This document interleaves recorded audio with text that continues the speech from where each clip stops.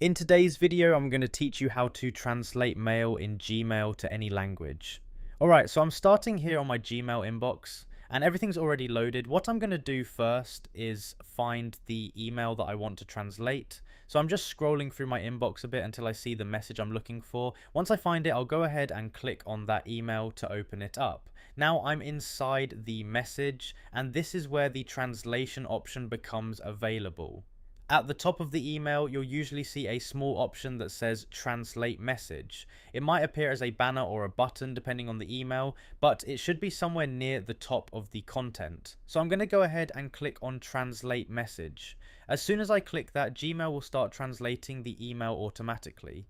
In some cases, it might ask you to choose your preferred language. So if that happens, I'll just select the language I want from the list.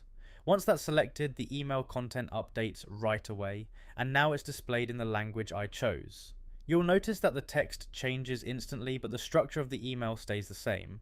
At this point, I can just read through the message like normal, but now it's in a language I understand, which makes things a lot easier. If you look closely, you might also see an option to switch back to the original message, so you can toggle between the original and the translated version if needed.